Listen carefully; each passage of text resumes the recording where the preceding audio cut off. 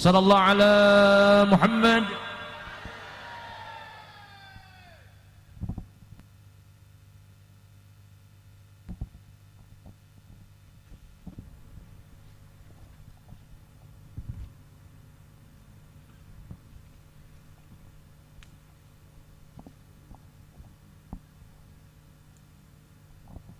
Bismillahirrahmanirrahim. Assalamualaikum warahmatullahi wabarakatuh.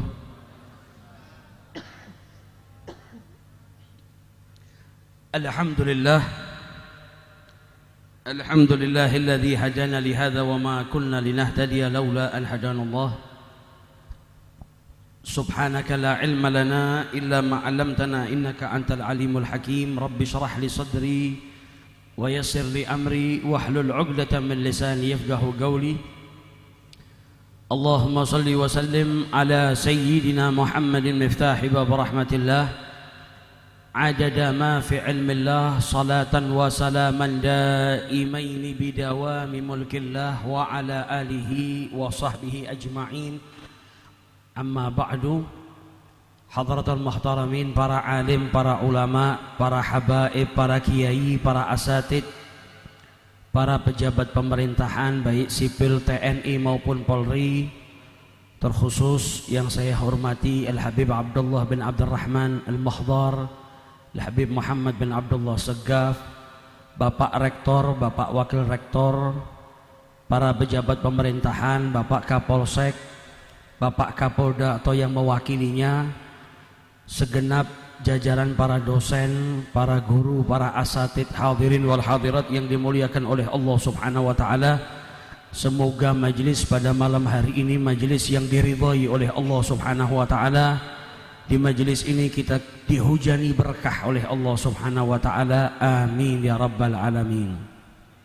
Alhamdulillah, malam hari ini kita sudah berada di penghujung bulan Rabiul Awal, bulan kelahirannya Nabi Muhammad sallallahu alaihi wasallam, yang menjadi bulan kebahagiaan bagi setiap para pecinta Nabi Muhammad. Saat ini sudah mau meninggalkan kita, akan tetapi gema sholawat, gema peringatan maulid Nabi Muhammad sallallahu alaihi wasallam tidak henti-hentinya diselenggarakan oleh para pecinta-pecinta Nabi besar Muhammad sallallahu alaihi wasallam. Bagi para pecinta Nabi Muhammad, untuk memuliakan hari kelahiran beliau, untuk mengagungkan hari kelahiran beliau, untuk membaca sejarah hidup beliau, tak kenal waktu atau tak ada batasan. Di bulan Rabiul Awal memang lebih semarak karena itu bertepatan dengan bulan kelahiran beliau. Akan tetapi di bulan-bulan lainnya, di hari-hari lainnya, maka kita dapatkan dari mulai kampung, kota atau di mana saja, banyak sekali majelis-majelis yang di situ dibacakan sejarah hidupnya Nabi besar Muhammad sallallahu alaihi wasallam. Bahkan di negara kita ini, setiap ada acara kegiatan apapun selalu diperingati bersama dengan pembacaan maulid Nabi besar Muhammad sallallahu alaihi wasallam. Dulu mungkin sedikit, sekarang kita dapati setiap ada harlah atau disnatalis di setiap universitas yang ada di negara ini selalu dibarengi dan diperingati juga maulid Nabi besar Muhammad sallallahu alaihi wasallam. Hari kemerdekaan negara kita mulai masuk bulan Agustus, kita dapati setiap kota, setiap wilayah provinsi selalu mengadakan peringatan hari kemerdekaan Republik Indonesia dan peringatan maulid Nabi besar Muhammad sallallahu alaihi wasallam.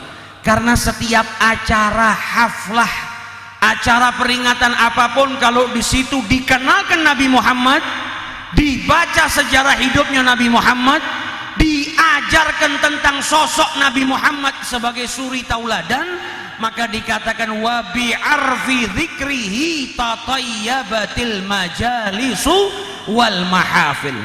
Setiap kegiatan apapun, perayaan apapun, majelis apapun, kalau di situ diperkenalkan kepada yang hadir Nabi besar Muhammad sallallahu alaihi wasallam, maka majelis itu menjadi indah, menjadi mulia karena junjungan Nabi besar Muhammad sallallahu alaihi wasallam. Karena segala sesuatu itu kalau bersangkutan dengan Nabi Muhammad menjadi mulia. Dulu bangsa Arab gak tahu dengan bulan Rabiul Awal. Rabiul Awal ini seperti bulan-bulan lainnya, tidak dimuliakan, tidak diagungkan, tidak ada sejarah di dalamnya. Bangsa Arab memuliakan Ashhurul Hurum, bulan-bulan mulia. Namun ketika Rabiul Awal terpilih menjadi bulan kelahirannya Nabi Muhammad, maka Rabiul Awal menjadi mulia. Rabiul Awal diperingati, diagungkan karena terpilih menjadi hari kelahirannya Nabi besar Muhammad sallallahu alaihi wasallam. Dulu orang Arab memuliakan hari Jumat, orang Yahudi memuliakan hari Sabtu, orang Nasrani memuliakan hari Ahad. Ketika Nabi Muhammad lahir di hari Senin, hari yang dulunya tidak diagungkan dan tidak dimuliakan, maka Senin menjadi mulia karena terpilih menjadi hari kelahirannya Nabi Muhammad sallallahu alaihi wasallam. Madinah dulu kota yang tidak dikenal, bukan tempat rekreasi. Madinah itu kota gersang yang dikenal hanya kurma, tamru Yathrib. Madinah itu cuma dikenal dengan kurmanya. Orang yang pergi ke Madinah bukan untuk tamasya, bukan untuk jalan-jalan, bukan untuk berlibur, melainkan mereka hanya membeli kurma untuk diperjualbelikan di tempat lain. Selain itu Madinah tak ada istimewanya. Namun ketika Madinah terpilih menjadi tempat hijrahnya Nabi Muhammad sallallahu alaihi wasallam, maka apapun yang bersangkutan dengan Nabi menjadi mulia. Ketika Madinah menjadi tempat hijrahnya Rasulullah, maka Madinah menjadi mulia.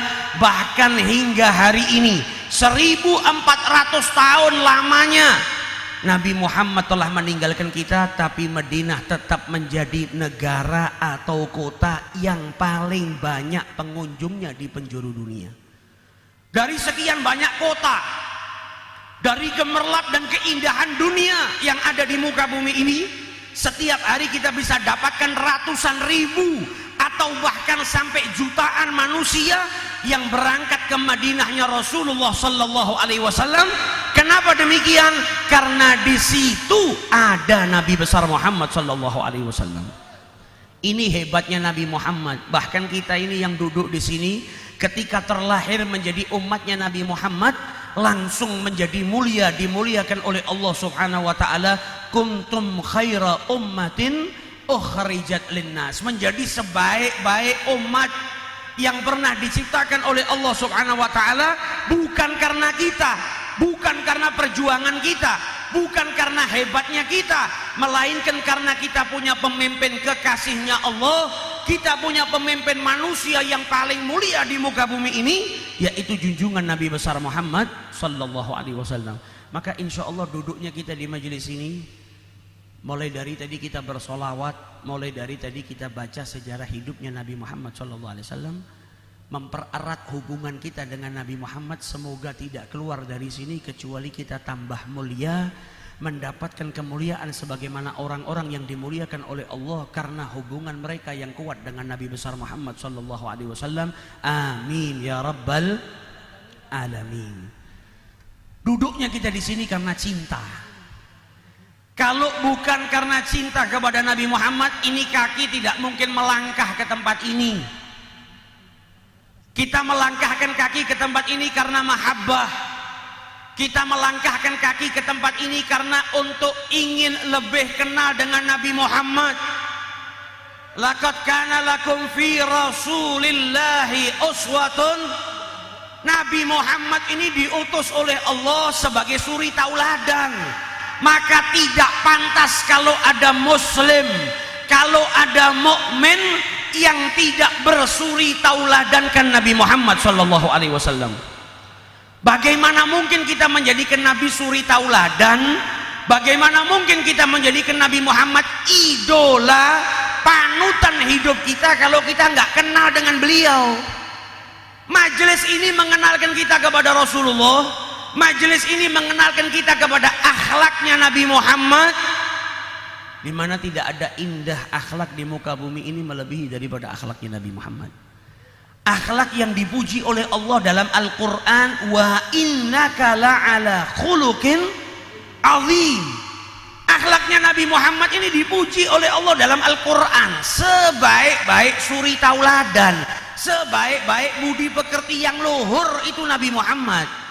Maka merugi bagi orang yang ingin mencontoh suri tauladan, yang ingin mencontoh akhlakul karimah, yang ingin mencontoh budi pekerti, perilaku, sifat, tapi dia memilih orang lain, bukan memilih Nabi Muhammad SAW.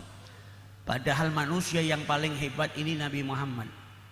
Nabi Muhammad ini yang sejarah ringkasnya kita baca barusan, mulai dari bangun tidurnya sampai tidur kembali itu semuanya pelajaran.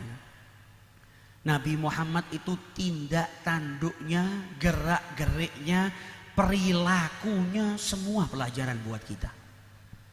Siapapun dengan apapun jabatannya, kalau mencontoh Nabi Muhammad cukup, gak perlu cari orang lain. Pemimpin, kalau jadikan Nabi Muhammad sebagai suri tauladannya, dia akan dapat kemuliaan-kemuliaan, sifat-sifat kepemimpinan yang diwariskan oleh Nabi Muhammad SAW.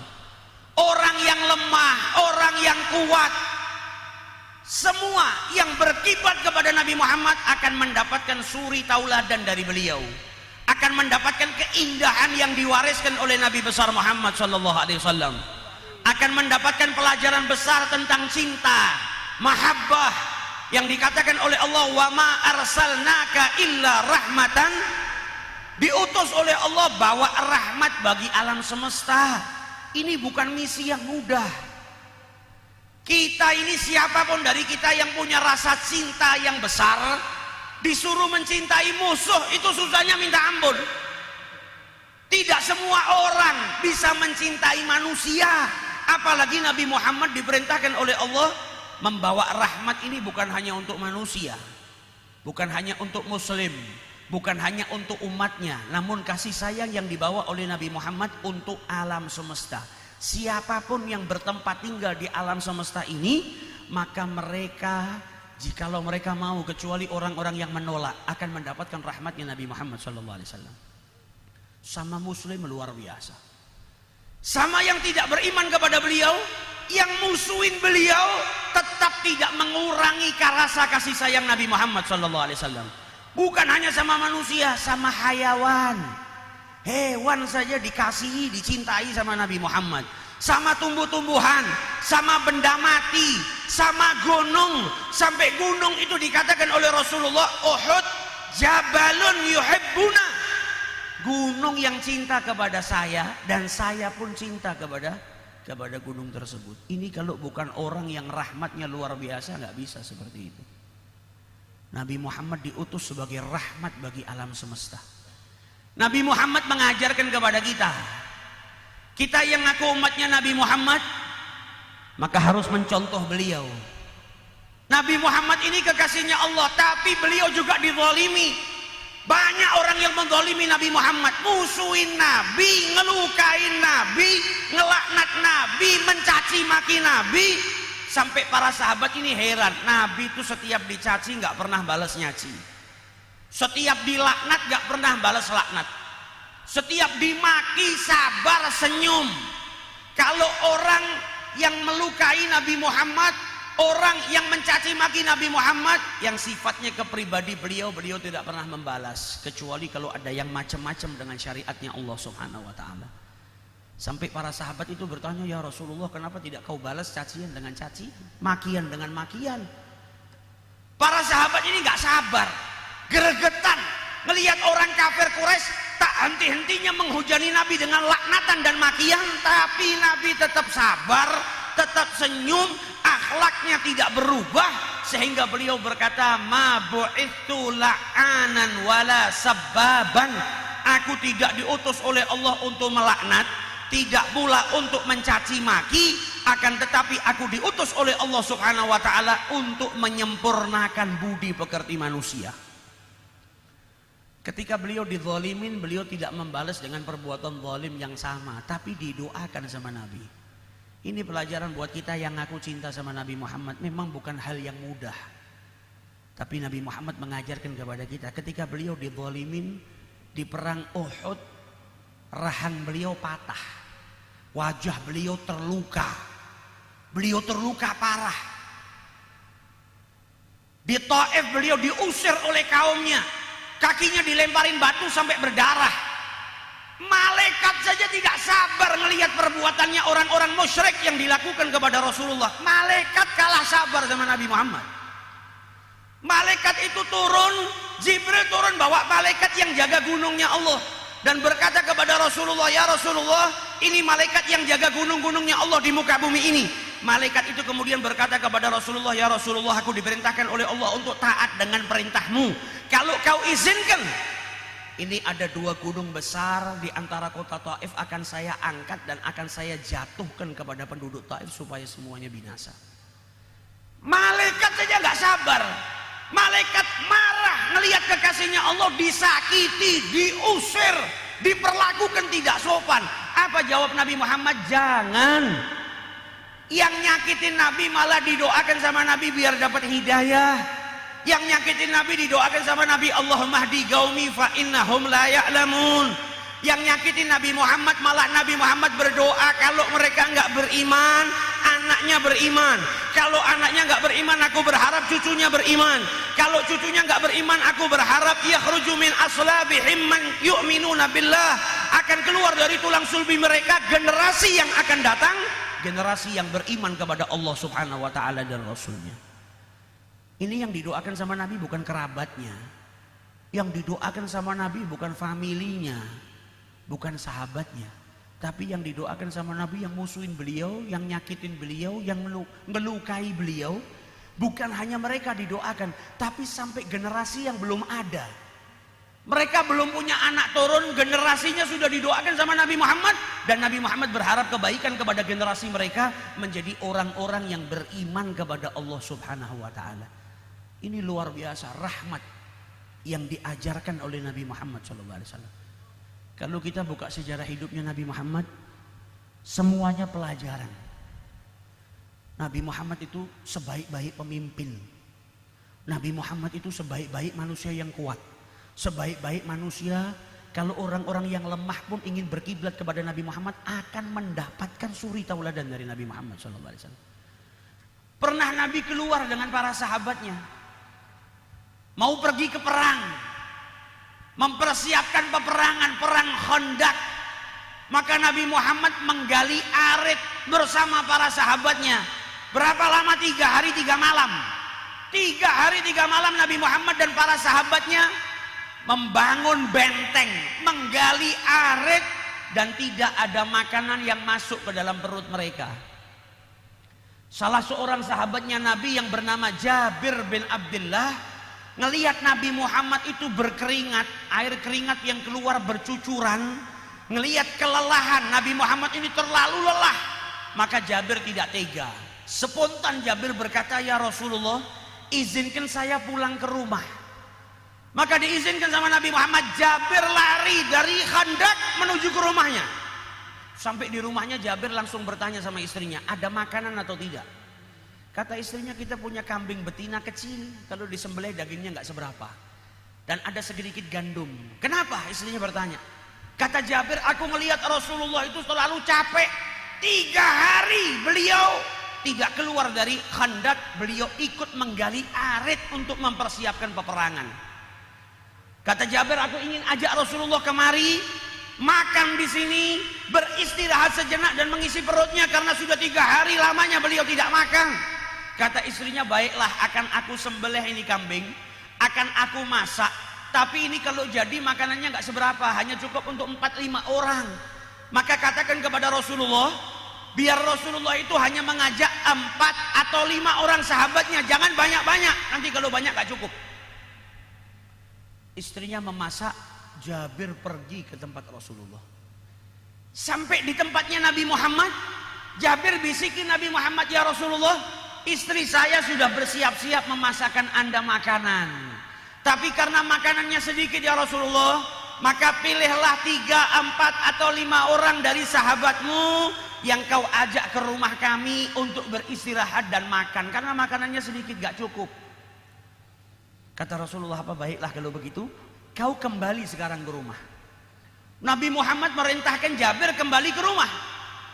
Kemudian Nabi Muhammad berkata kepada Jabir, bilang sama istrimu, roti yang telah dimasukkan ke tempat pemanggangan roti jangan dikeluarkan. Kemudian mangkok atau tempat masakan yang diberikan, yang dipersiapkan oleh istrinya Jabir itu daging kambing yang kemudian dicampur sama gandum, kemudian dipanaskan seperti bubur kambing, makannya pakai roti. Kata Rasulullah, tempat istrimu menanak kambing dengan api di bawahnya jangan dibuka, jangan dimatikan apinya, biarkan tetap dalam api. Maka Jabir kembali. Ketika Jabir kembali, Nabi Muhammad keluar dari arit, keluar dari khandak, seraya berkata, gumu, ayo semuanya ikut saya pergi ke rumahnya Jabir bin Abdullah, karena hari ini Jabir mengundang kita jamuan makan bersama. Jabir tadi ngundang Nabi Muhammad cuma minta 4-5 orang karena makanannya sedikit. Sedangkan di tempat khandak itu ada ratusan sahabat. Itu ratusan sahabat diajak sama Nabi Muhammad SAW. Semuanya diajak. Syekh Muhammad Said Ar-Ramadhan Al-Buti menjelaskan dalam kisah ini, dalam kitabnya Fiqhus Sirah, kenapa Nabi Muhammad tidak meninggalkan sahabatnya di Khandak. Kenapa beliau tidak memenuhi panggilan Jabir bin Abdullah dengan mengajak 4 atau 5 orang? Karena Nabi Muhammad sebaik-baik pemimpin. Nabi Muhammad itu cintanya, sayangnya kepada umatnya melebihi daripada sayangnya seorang ibu kepada anaknya. Tidak mungkin Nabi tinggalkan sahabatnya yang sama-sama lelah di Khandak selama 3 hari, sama-sama kelaparan, tidak masuk makanan ke dalam perutnya selama 3 hari, statusnya sama. Gak mungkin ditinggalkan sama Nabi, mereka kerja, sedangkan Nabi ke rumahnya Jabir bin Abdullah istirahat kemudian makan. Dan Nabi gak mungkin milih cuma 4-5 orang sahabatnya. Maka kalau cuma milih 4 atau 5 orang sahabatnya, nanti tidak adil dengan sahabat-sahabat yang lain. Nanti sahabat-sahabat yang lain bisa cemburu. Ini sifat mulianya Nabi Muhammad, diajak semua sahabatnya. Dan Nabi Muhammad orang yang gak pakai matematika. Kalau Jabir logikanya manusia, kalau makanannya sedikit yang ngajaknya cuma 4-5 orang. Tapi Nabi Muhammad yakinnya kepada Allah luar biasa. Kalau sudah ada sabab musababnya, maka tidak mustahil bagi Allah untuk menjadikan makanan yang sedikit menjadi banyak, atau memberkahi makanan yang sedikit cukup dimakan oleh banyak orang. Maka sampai di rumahnya Jabir, Nabi jalan bawa ratusan sahabat. Istrinya Jabir dari jendela kaget melihat, loh ini Nabi Muhammad datang sama ratusan orang. Orang-orang muhajir dibawa, orang-orang ansor dibawa. Dia panggil suaminya, dia tanya, aku sudah bilang kepada dirimu, bilang sama Nabi Muhammad ajak 3-4 orang, karena makanan ini cuma sedikit. Kata Jabir, saya sudah sampaikan. Nah ini kok Nabi Muhammad bawa ratusan orang? Gak tahu. Kalau Nabi yang bawa, ya Nabi yang tanggung jawab. Nabi ini kekasihnya Allah kok. Gak ada yang mustahil untuk Nabi Muhammad. Tenang kau. Kau gak perlu khawatir. Ini yang kita undang makan bukan sembarang orang. Yang kita undang makan ini namanya terukir di pintu-pintu surganya Allah Subhanahu wa ta'ala. Namanya terukir di dinding-dinding surganya Allah ta'ala. Jangan khawatir. Nabi masuk ngucap salam, minta izin langsung ke dapur. Boleh saya masuk ke dapur? Boleh ya Rasulullah, silahkan. Itu api masih nyala, masakan masih di dalam tempatnya, roti masih di dalam tenur, di dalam tempat buat rotinya. Maka Nabi Muhammad, salah satu mukjizatnya apa? Salah satu mukjizatnya Nabi Muhammad sallallahu alaihi wasallam adalah takfirul galil. Sesuatu yang sedikit itu bisa jadi banyak. Tangannya Nabi dimasukkan ke dalam tempat buat roti, rotinya disobek sama Nabi. Ambil piring, piring disediakan, roti diletakkan. Nabi buka penutup masakan, Nabi ciduk masakan tersebut, bubur yang terbuat dari daging kambing diletakkan di atas rotinya. Bagikan kepada para sahabat, dibagikan. Ambil piring lagi, Nabi sobek lagi roti, berikan bubur lagi, diberikan kepada sahabat. Sampai ratusan sahabat semuanya makan kenyang. Yang punya rumah Jabir sama istrinya makan kenyang. Setelah itu Nabi Muhammad baru makan. Setelah Nabi Muhammad makan, makanannya masih sisa banyak. Kata Nabi Muhammad apa? Wahai istrinya Jabir, ini makanan yang sisa, sedekahkan kepada orang Madinah. Sampai sisanya banyak disedekahkan kepada penduduk Madinah, baru habis. Berkah apa? Berkah sentuhan tangan mulianya Nabi Muhammad SAW. Yang hebat dari kisah ini apa? Yang diundang makan kan Nabi Muhammad. Dan Nabi Muhammad ini pemimpin. Tapi ketika masuk rumahnya Jabir, beliau ikut masuk ke dapur, ikut melayani para sahabat-sahabat. Ini suri tauladannya Nabi Muhammad. Beliau nggak makan terlebih dahulu, tapi beliau kasih makan para sahabatnya. Sahabatnya sudah kenyang, yang punya rumah disuruh makan. Baru Nabi Muhammad makan. Ini sifat yang diwariskan oleh Nabi Muhammad SAW kepada kita. Bahkan di saat-saat yang sebelumnya, Rasulullah pernah hanya punya semangkok air susu. Sahabatnya Abu Hurairah kelaparan, datang ke rumahnya Nabi, ngelihat mangkok susu yang sedikit. Kata Abu Hurairah, ini kalau saya yang minum gak kenyang, apalagi saya harus berbagi dengan Rasulullah dan keluarganya Nabi Muhammad. Tapi kalau saya nggak minum, saya bisa mati. Ini 3 hari perut saya nggak kemasukan apa-apa. Tapi Nabi Muhammad masih tetap mendidik para sahabatnya walaupun dalam keadaan seperti itu. Abu Hurairah sudah laparnya luar biasa. Apa kata Rasulullah? Abu Hurairah, panggil sahabat-sahabatmu ahlu suffah. Ahlu suffah, orang-orang miskin yang tinggal di emperan masjidnya Nabi, dipanggil semua. Sampai di rumahnya Nabi Muhammad, Abu Hurairah yang pertama kali masuk, yang lapar, yang diajak sama Nabi Muhammad duluan, dikasih mangkok susu tapi nggak diperintahkan untuk minum, tapi disuruh meminumkan saudara-saudaranya satu persatu. Nabi didik sahabatnya supaya apa? Peduli dengan saudaramu, jangan pentingkan dirimu. Nabi ngajak para sahabatnya untuk dapat sifat yang dipuji oleh Allah dalam Al-Quran, yaitu sifat ithar, yang disebutkan oleh Allah dalam Al-Quran, wa yu'thiruna ala anfusihim walau kana bihim khasasah. Mendahulukan orang lain ketimbang dirinya walaupun dirinya sangat membutuhkan. Ini sifat mulia, sifat yang dipuji oleh Allah Subhanahu wa taala dalam Al-Quran. Abu Hurairah lapar, tapi diperintahkan sama Nabi Muhammad untuk mendahulukan saudara-saudaranya. Saudaranya diberi minum satu persatu. Sampai ahlu suffah semuanya sudah minum, dia kembali kepada Rasulullah. Ya Rasulullah, sudah, teman-teman saya ahlu suffah semuanya sudah minum. Kata Nabi Muhammad, isyrab. Baru kau saat ini minum. Abu Hurairah minum sampai kenyang. Setelah minum, Nabi masih berkata apa? Isyrab. Diminum lagi sama Abu Hurairah sampai kenyang. Dikembalikan kepada Nabi, Nabi masih berkata isyrab, minum.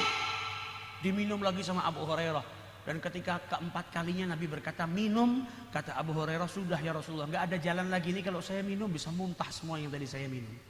Baru setelah itu diambil sama Nabi Muhammad, diminum sama beliau. Beliau yang punya susunya, beliau pemimpin, beliau ini orang yang dicintai oleh banyak manusia, tapi beliau rela minum terakhir, bahkan minum dari bekas tempat yang diminum oleh para fuqara wal masakin di rumahnya Nabi Muhammad SAW. Tempatnya nggak dibedakan sama Nabi. Ini Nabi kita Muhammad SAW, suri tauladan yang luar biasa.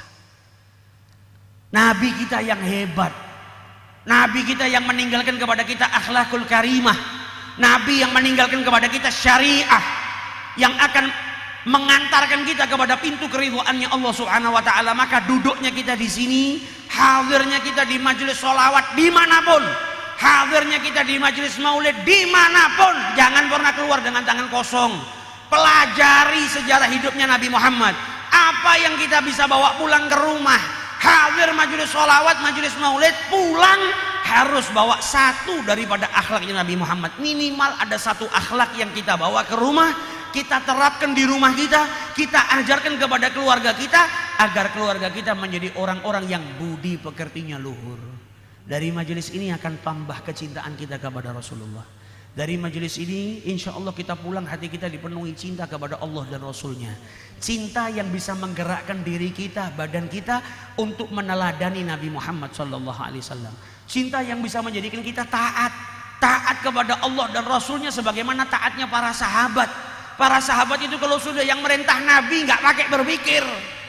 Kalau kita masih berpikir menguntungkan atau tidak menguntungkan, Kalau sahabatnya Nabi nggak berpikir, bahkan wanita di zaman Rasulullah pun kalau sudah yang merintahkan Nabi Muhammad nggak pakai berpikir panjang. Ada wanita Ansor, bukan orang yang jelek, tapi orang dari keluarga yang mampu, punya nasab, punya kehormatan. Bukan wanita yang tidak cantik, tapi cantik. Ketika ada salah seorang sahabat yang takwanya luar biasa, namun wajahnya nggak tampan, dan datang kepada Rasulullah sambil berputus asa, ya Rasulullah, apakah saya ini nggak pantas masuk surga? Nabi Muhammad tanya, kenapa kok kau bertanya seperti itu? Ya Rasulullah, saya ini melamar anak-anaknya orang-orang Ansor, anak-anaknya orang Muhajir, anak-anaknya para sahabatmu ditolak. Karena mereka nggak tahu garis keturunan saya, asal saya dari mana mereka nggak tahu, saya ini keturunan siapa mereka nggak tahu, dan mungkin karena saya nggak tampan, kata Rasulullah, jangan putus asa. Rasulullah mengajarkan kepada umatnya untuk percaya diri. Rasulullah mengajarkan kepada umatnya untuk menerapkan firman-Nya Allah Subhanahu wa taala dalam Al-Qur'an.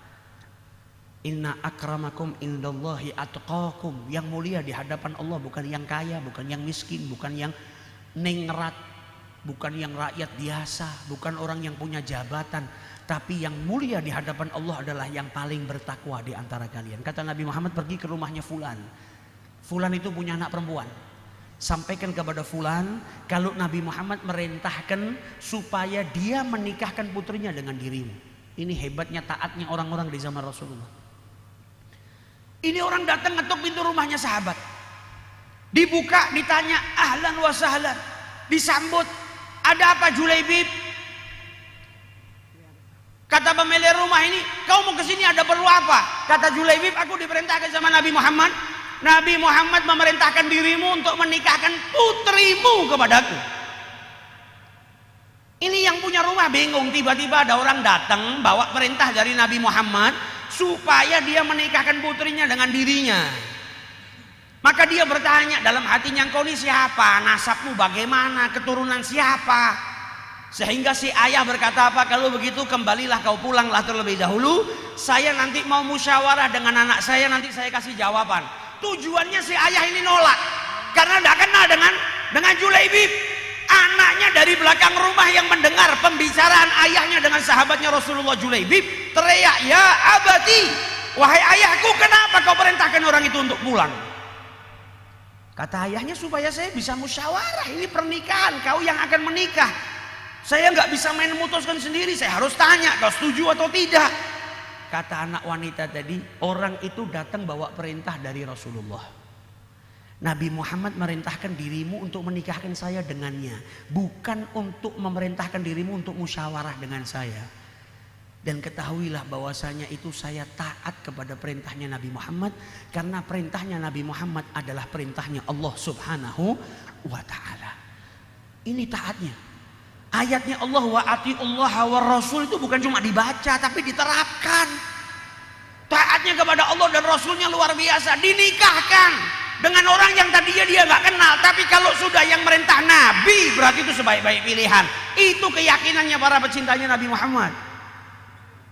Setelah nikah baru 2-3 hari Nabi Muhammad menyerukan jihad. Ada peperangan saat itu, keluar Julaibib. Di medan peperangan Julaibib meninggal dunia. Nggak punya apa-apa kecuali 1 ekor unta dan peralatan perangnya. Sahabat bilang, ya Rasulullah, ini tinggalannya Julaibib, ontanya sama pakaian perangnya. Kata Rasulullah, saya nggak kenal sama keluarganya, nggak tahu keluarganya di mana. Satu-satunya keluarga yang ia miliki adalah istrinya yang baru beberapa hari lalu dia nikahin. Maka bawa harta ini untuk istrinya. Ini harta dibawa sama sahabat ke rumahnya istrinya Julaibib. Sampai di depan rumahnya istrinya buka pintu, ditanya apa ini. Istrinya tahu, lihat ini ontanya suaminya, pakaian perang suaminya nggak ada, dia sudah tahu kalau suaminya meninggal dunia. Ketika ditanya ini apa? Ini peninggalan suamimu. Kata Rasulullah, ini diwariskan kepada dirimu. Apa kata istri Julaibib? Katakan kepada Rasulullah, saya nggak butuh ini. Biarkan ini masuk ke Baitul Mal Muslimin untuk hartanya umat Islam. Katakan kepada Nabi Muhammad, saya menikah dengan Julaibib bukan karena hartanya, tapi saya menikah dengan Julaibib karena perintahnya Nabi Muhammad SAW. Dan hari ini saya kehilangan suami saya, yang saya minta dari Nabi Muhammad cuma satu, doakan saya. Yang dibutuhkan oleh istrinya Julaibib apa? Doa dari Nabi Muhammad, karena doanya Nabi Muhammad yang terbaik. Maka didoakan sama Nabi Muhammad, didoakan sama Nabi Muhammad supaya punya keturunan yang saleh solehah. Didoakan dapat pasangan yang baru yang saleh sehingga punya keturunan yang saleh solehah. Dan nanti di surganya Allah didoakan sama Nabi supaya bisa berkumpul kembali dengan sahabat Julaibib. Sehingga diriwayatkan sama para ulama, ini wanita kemudian menjadi orang yang kaya raya luar biasa berkat doanya Nabi Muhammad. Tidak ada satu fakir miskin pun yang meminta pertolongan kepada wanita tersebut kecuali bukan diberi tapi diperkaya oleh wanita tersebut. Ketika ditanya, dari mana kau dapatkan harta yang berlimpah? Dari doanya Nabi Muhammad. Dari taatnya wanita ini kepada Allah dan Rasulnya, dibukakan pintu rezeki yang lebar oleh Allah Subhanahu wa ta'ala. Sehingga diriwayatkan dia punya 8 anak. Semua anaknya semua menjadi ulama-ulama besar yang mengajar di masjidnya Rasulullah Sallallahu Alaihi Wasallam. Menjadi para tabi'in yang dimuliakan oleh Allah, para tabi'in yang diangkat derajatnya oleh Allah Subhanahu wa ta'ala. Berkah apa? Berkah ibu yang salehah. Jadi orang yang taat sama Allah dan Rasulnya nggak mungkin rugi. Dibukakan pintu rezekinya oleh Allah Subhanahu wa ta'ala, diperindah dunia wal akhirahnya, dan dimuliakan derajatnya oleh Allah Subhanahu wa ta'ala. Maka kita harap keluarnya kita dari majelis ini bukan dengan sifrul aidi, bukan dengan tangan kosong, melainkan kita pun diberikan kemuliaan oleh Allah Subhanahu wa ta'ala, dibukakan pintu rezeki kita oleh Allah Subhanahu wa ta'ala, dijadikan keluarga kita keluarga yang saleh salehah. Anak-anak kita menjadi pewarisnya Nabi Muhammad sallallahu alaihi wasallam, menjadi anak-anak yang memperjuangkan dakwahnya Nabi Muhammad sallallahu alaihi wasallam.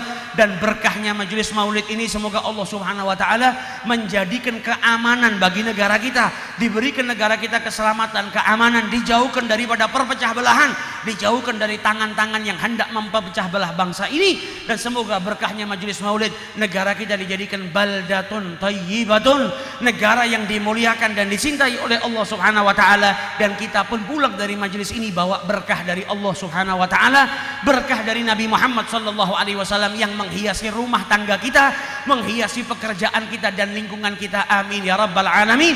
Dan semoga diwafatkan kita kelak dalam keadaan husnul khatimah, dalam keadaan mengucap kalimat la ilaha illallah, dibangkitkan di barisannya Nabi Muhammad, dimasukkan ke dalam surga oleh Allah Subhanahu wa ta'ala bersama dengan junjungan Nabi besar Muhammad sallallahu alaihi wasallam. Amin ya rabbal alamin. Wa sallallahu ala sayyidina Muhammadin wa ala alihi wa sahbihi wa sallim. Wal afu minkum alal italah. Assalamualaikum warahmatullahi wabarakatuh.